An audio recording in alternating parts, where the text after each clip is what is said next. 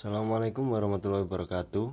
Kami dari kelompok 1 kelas komunikasi bisnis akan menjelaskan bab tentang strategi perorganisasian pesan-pesan bad news dan penulisan pesan-pesan persuasif. Baik, langsung saja saya ke strategi pengorganisasian pesan-pesan bad news. Dalam menyampaikan bad news, dalam perusahaan ada 3 hal yang perlu diperhatikan, yaitu penyampaian bad news, 2. Penerimaan pesan tersebut. 3. Menjaga goodwill sebaik mungkin dengan audiens. Yang pertama, menciptakan audience centered tone. Mempunyai 3 tujuan spesifik, yaitu membantu audiens Anda mengerti bahwa bad news menggambarkan suatu keputusan yang tegas. Lalu, membantu audiens mengerti bahwa keputusan yang telah dibuat adalah adil. Yang terakhir, membuat audiens tetap memberikan goodwill pada perusahaan.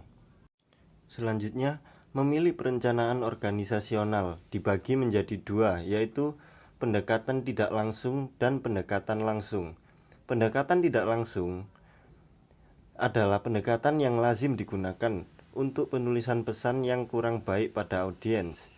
Pendekatan tidak langsung memiliki 4 bagian penting, yaitu pembuka, alasan pendukung untuk keputusan negatif, 3. Pernyataan bad news, dan 4. Penutup yang bersahabat. Pendekatan langsung diawali dengan suatu pernyataan bad news, lalu diikuti dengan alasan pendukungnya, dan diakhiri dengan penutup yang bersahabat. Walaupun jarang digunakan, pendekatan ini memiliki suatu keuntungan, yaitu audiens hanya membutuhkan waktu yang singkat untuk sampai pada ide pokoknya, yaitu bad news. Pendekatan ini diterapkan bila penerima lebih suka pesan yang to the point, lalu memiliki pengaruh kecil pada penerimaan pesan, dan pesan disampaikan secara empati. Mengkomunikasikan informasi dan jawaban negatif. Dalam dunia bisnis, seringkali memberikan jawaban langsung sebagai bentuk penolakan terhadap suatu dan menjadi hambatan dalam berkomunikasi.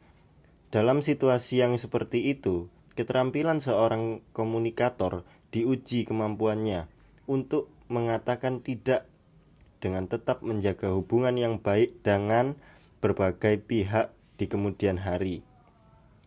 Adapun hal yang sering dijumpai dalam mengkomunikasikan informasi dan jawaban negatif adalah bad news tentang produk, penolakan kerjasama, dan penolakan undangan. Penyampaian bad news ke pelanggan.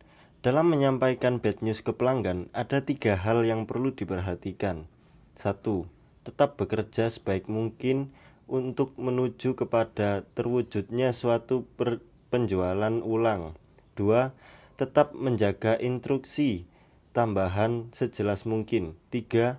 Tetap optimis, percaya diri sehingga pembaca tidak kehilangan minat. Contoh bad news dan cara penyampaian. Bad news tentang pesanan. Anda hanya dapat memenuhi sebagian produk yang dipesan. Anda sama sekali tidak dapat memenuhi semua produk pesanan tersebut.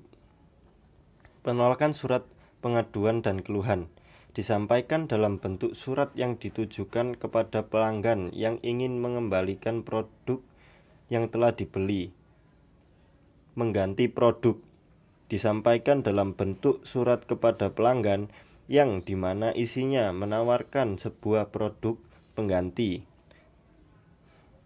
Yang terakhir, tidak memenuhi pesanan disampaikan secara tidak langsung dan menyatakan bahwa Anda tidak dapat memenuhi pesanan yang dipesan oleh pelanggan Anda. Bad news tentang orang. Bad news yang disampaikan secara pribadi yang dapat mempengaruhi emosi bagi orang yang membaca surat tersebut, seperti penolakan lamaran pekerjaan, penolakan menulis surat rekomendasi, dan surat penolakan kredit. Penulisan pesan-pesan persuasif. Di dalam organisasi, pesan-pesan persuasif dimaksudkan untuk menjual ide atau gagasan kepada orang lain.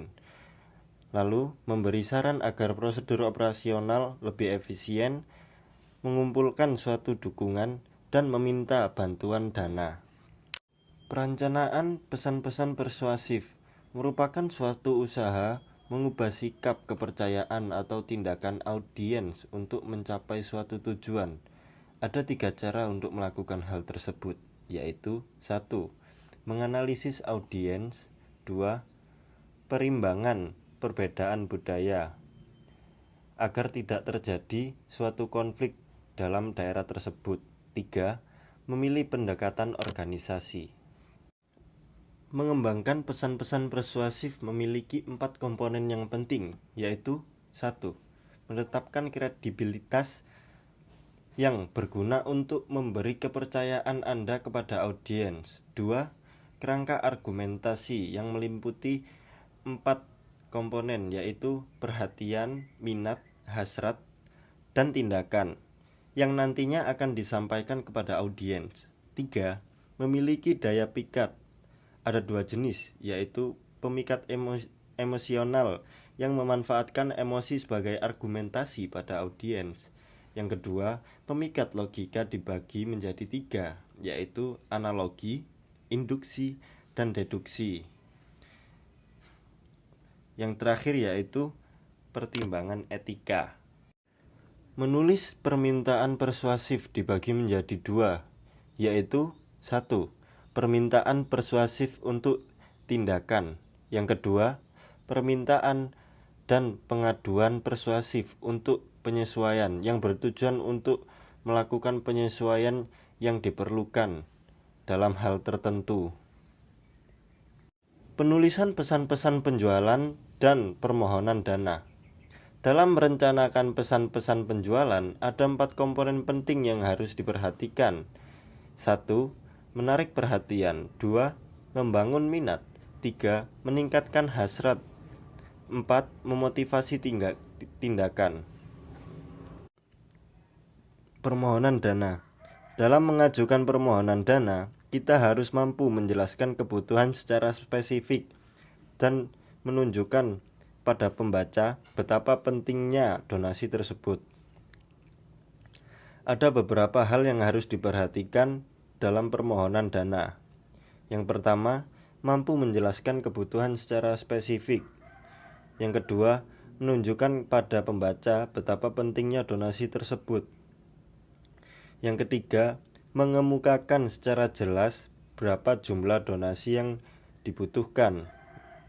Yang terakhir, menjelaskan manfaat donasi pada pembaca.